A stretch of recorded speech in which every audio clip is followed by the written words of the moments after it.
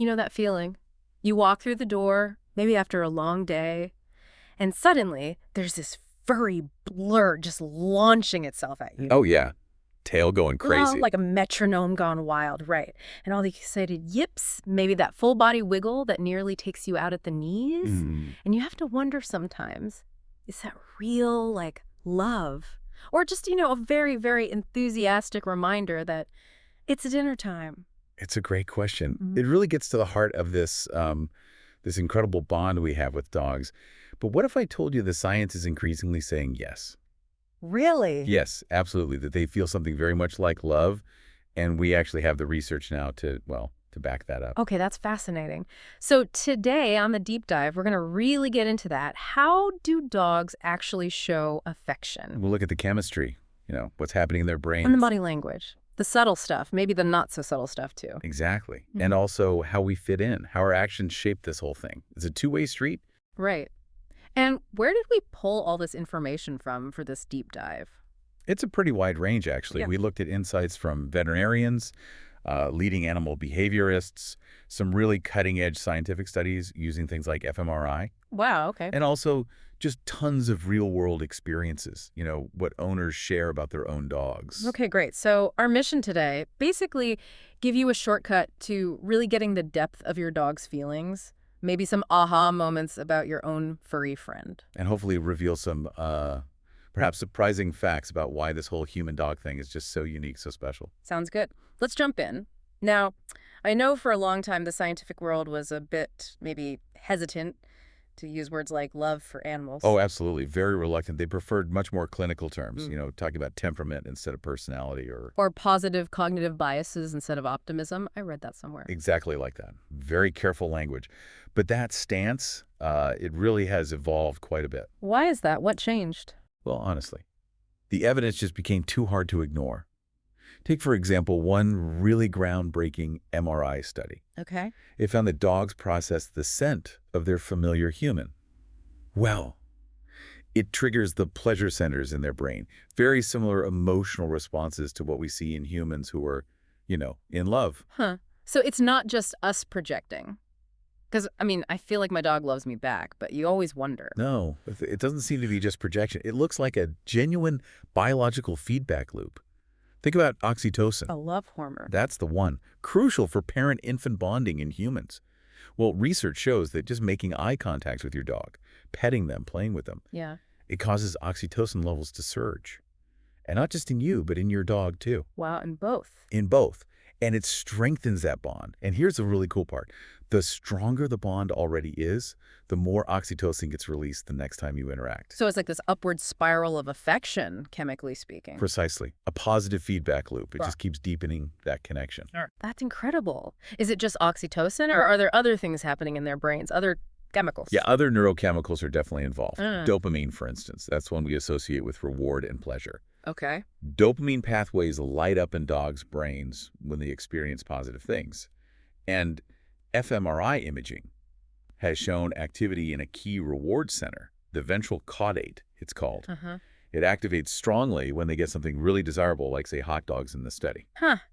Okay, classic dog motivator. Right. But here's the kicker. That same reward center lit up just as strongly, or nearly as strongly, when they simply heard their owner's praising voice. No way. So my No. voice is potentially as good as a hot dog. It strongly implies that, yeah, they seem to see us as at least as rewarding as processed meats, which, for a dog, Yeah. that's high praise. I'll take it. That's a win. This talk of bonding, it sounds a lot like attachment theory in humans. Does that framework apply? It really does. Many scientists believe the dog-human relationship involves attachment bonds, very similar to, say, a human caregiver and infant. How so? What are the signs? Well, dogs show key features. There's proximity seeking. They naturally want to be near you, especially to cope with stress or find comfort. Okay, that makes sense. Then there's the safe haven effect. Your presence literally reduces their stress during scary or upsetting situations, Mm-hmm. and also a secure base effect. When you're around, they feel safer exploring new things, new environments. You're their anchor. That totally explains why my dog is suddenly brave at the park when I'm right there, but maybe a bit more hesitant if I wander off. Exactly. It's that secure base in action. So if this attachment is so powerful, does that tie into something like separation anxiety? It's definitely related. Separation anxiety is essentially seen as an extreme, maybe maladaptive form of this natural attachment. Uh, The intense distress they show when you leave, and then how profoundly they calm down when you return. Those are hallmarks of that deep bond, just maybe amplified to an unhealthy level in some cases. Are there other, maybe physical signs of this connection? Anything more subtle? I think I read something about heart rates. Yes, it's quite poetic, actually. Yeah. There was a small study, but fascinating. They monitored heart rates in dogs and their humans, who were highly bonded. Hmm. When they were separated briefly and then reunited, the heart rates of both the dog and the person dropped. And not just dropped, but the dips seemed to align, almost synchronize. Wow, like two hearts literally beating sort of in sync. Something like that. It suggests a really deep physiological connection. So, bringing it back, Yeah. after all this evidence, the scientific world is generally more comfortable now saying dogs feel, well, love, or something very close to it. I think that's fair to say yes. Yeah. That historical reluctance to use words like love is definitely softening. Why? Because the behavioral evidence, the physiological responses we can now measure, Yeah. they consistently point towards deep affection, deep connection. It's not just us seeing what we want to see anymore. The data is increasingly there. Okay, so we know they feel it, but how do they tell us? They can't exactly say, I love you. Right. But their bodies, their actions, they speak volumes.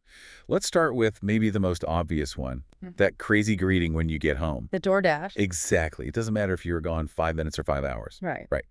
They're at the door, tail wagging 90 miles an hour, loose body, maybe that happy open-mouthed doggy smile. Yeah, the famous helicopter tail where their whole back end wags. That's the one. That intense full-body wiggle, it's just pure, unadulterated joy that you're back. It's generally not just about anticipating food or a walk, though that might be part of it too. Okay, and what about, well, sometimes puppies get so excited they pee a little.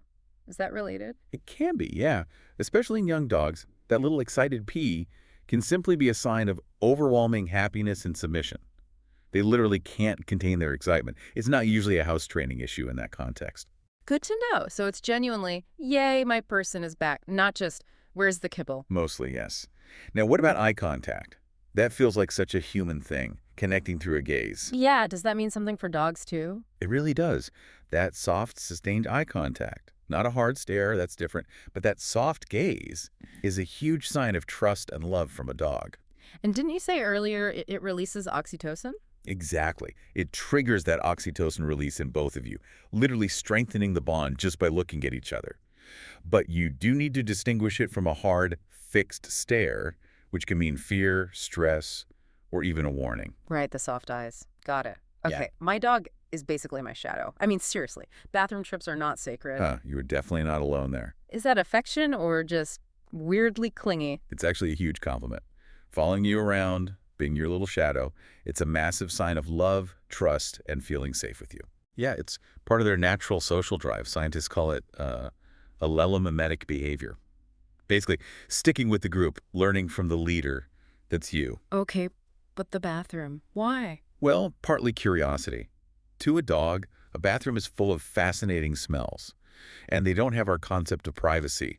They might also feel you're vulnerable in there and want to guard you, or just don't want the pack separated. Huh. Are some breeds more prone to being shadows? They can be, yeah. Breeds developed for close work with humans, like, say, Vizslas or Labs. Many toy breeds bred for companionship. Even some guarding breeds, like German Shepherds, who bond intensely. They might be more likely to be Velcro dogs. Good to know I'm not the only one with a bathroom buddy. What about sleeping? My dog always wants to sleep on the bed, or at least right next to it. That's another big one. If your dog chooses to sleep with you, or even just in the same room near you, it means they feel incredibly safe and secure. Why is that? Because sleep is a vulnerable state. They instinctively choose to sleep where they feel safest. So seeing you as part of their safe pack sleeping arrangement is a deep sign of trust and security. Makes sense. And leaning, sometimes my dog just comes over and leans his whole weight against my legs. Yeah, that's usually a sign of feeling safe, secure, comfortable. It can also be a request for attention or comfort, just wanting that physical contact. And the licking, the doggy kisses, or when they nuzzle their face against you. Licking is very instinctive. It goes back to puppyhood cleaning littermates, soliciting food from mom. Towards humans, it's generally positive communication, affection, and that face rubbing. Research actually shows it can lower stress hormones, cortisol, in both the human and the dog. Wow, mutual stress relief. Okay, sometimes my dog brings me a toy, which seems nice. But other times it's my dirty sock. What's that about? Huh? Well, bringing you a toy is often a sign of trust and an invitation to play. They're sharing their prized possession with you, their pack leader. Okay, but the sock. The shoe or the stinky sock. That means they love your scent. It's strongly associated with you, their favorite person. Carrying it around is like carrying a piece of you. It signals high attachment. So it's actually a compliment, even if it's gross. Bizarrely, yes. And don't forget the play bow, front end down, butt in the air. Oh yeah, classic move. Clear invitation to play, clear sign they're feeling happy and affectionate towards you. Okay, those are pretty clear signals. Are there more subtle things we might miss? Little cues? Oh, definitely. One really interesting one involves their facial expressions. Dogs actually make more facial movements when humans are paying attention to them. Suggesting it's deliberate communication. Exactly. And one specific movement, raising the inner eyebrows, it makes their eyes look bigger, more puppy-like. Ah, the puppy dog eyes. Precisely. Scientists think they might do this deliberately because it triggers a nurturing, protective response in us humans. They're basically weaponizing cuteness. Clever dogs. What else? Another subtle sign, especially in more independent dogs, is just checking in. They might not be glued to your leg, but they'll glance back at you on walks, poke their head into the room you're in, just ensuring you're still there. Right, like keeping tabs. Yeah. And related to that, a really strong recall when your dog comes running back immediately when called, even if they're off-leash in a super distracting place. That's a profound sign of the strength of your bond. They value being with you more than the distraction. That feels huge. My dog actually does that sometimes, even when chasing squirrels, which is shocking. It really is. It shows how much they prioritize you. And here's a really subtle one. Shows immense trust. Looking back at you while they're, pooping. Why do they do that? They're in a very vulnerable position. Looking at you is like saying, hey, got my back.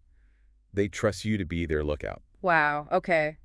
That's a new perspective on that awkward moment. And similarly, letting you give them medicine or do something slightly unpleasant without a huge fuss, that's massive trust right there. This all makes it clear that it's not just about what they do, right? Our side of the equation matters a lot. Absolutely. It's fundamentally bidirectional. Yeah. Our own characteristics, our behaviors, they deeply influence our dog's well-being and how strong that bond actually is. How so? Like our attitude. Yes. Studies show owners who view their dogs more like social partners, like family members, rather than just property, tend to have dogs with lower levels of stress hormones. Makes sense, right? If you're more empathetic, you're probably more tuned in to their needs. Totally. But I also saw something in the research about owner neuroticism. That seemed odd. How does that fit? Yeah, that's a really nuanced finding. It seems counterintuitive at first. While high owner neuroticism might sometimes correlate with the dog performing less well in certain, say, training tasks, those same owners are often seen by their dogs as more socially attractive. Their dogs might actually show lower cortisol levels, and the owners are more likely to see their dogs as sources of social support. Huh. So it's not about the owner being perfect. Exactly. Yeah. It suggests the quality of the relationship. The attachment isn't just about achieving perfect training scores or the owner having ideal personality traits. It's more complex. Maybe more about meeting the dog's need for connection, even if it happens in unexpected ways. Fascinating. So connection over clinical correctness, perhaps. What about training methods? Big impact there. Huge impact. The evidence is really clear now. Positive reinforcement training, rewarding good behavior consistently leads to better dog-human relationships. How do we know? Well, dogs trained this way show fewer stress signals, like lip licking or yawning during training sessions, compared to dogs trained with negative reinforcement or punishment. Interesting. They also tend to gaze more at their owners, that eye contact thing again, signaling connection. And beyond formal training, just those everyday affiliative interactions, petting, gentle hugs, playing, just spending quality time are crucial for reducing stress and boosting that oxytocin connection. Okay, that's vital. So, thinking about that clingy dog again, or one with actual separation anxiety, how can we help them feel more confident without damaging that bond? Good question. First, it's key to try and figure out if it's just normal Velcro dog behavior or true separation anxiety. What's the difference, typically? True separation anxiety usually involves significant distress behaviors only when left alone, like excessive barking or howling, destructive chewing, house soiling. If you suspect that, definitely consult a vet or a certified animal behaviorist. Chronic stress isn't good for their long-term health. Right. But for the more general clinginess or building independence. You can try things like providing engaging puzzle toys to give them rewarding solo activities, using baby gates sometimes so they learn to be briefly separated but can still see or hear you, encouraging independent play. And really importantly, try not to make big dramatic fusses when you leave or come home. Keep it calm. And a really crucial warning that came up in the sources: never ever punish a dog just for following you around, especially if they seem anxious. Absolutely critical. Punishment will likely just make the anxiety worse. It can increase fear, potentially lead to aggression, and generally makes them less playful and trusting. Focus on rewarding calm, independent behavior instead. It's so clear how much we get from this relationship, but flipping it back, beyond the basics like food and shelter, what do dogs really get from us emotionally? They get a huge amount.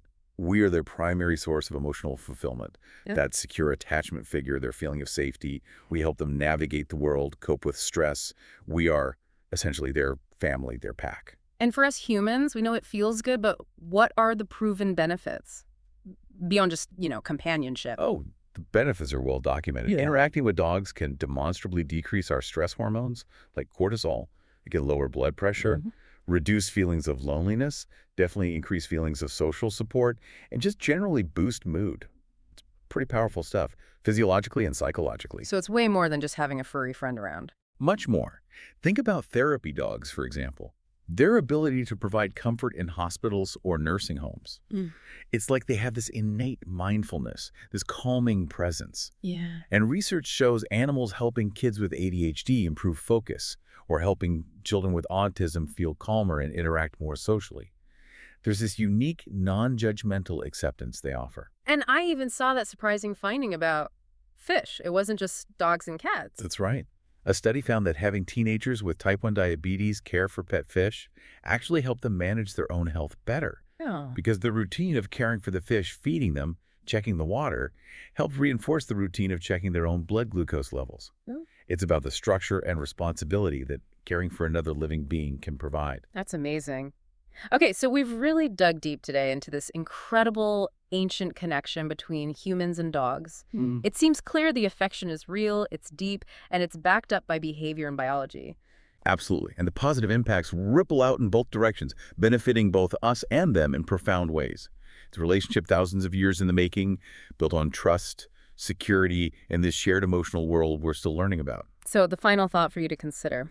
Given that our dogs shower us with this undeniable affection, rely on us so completely for their well-being, both physical and emotional, and knowing how much our own attitudes, our actions shape that bond, what's one specific thing you could do today, maybe even right now, to deepen that unique, ancient, and incredibly rewarding relationship with your own dog?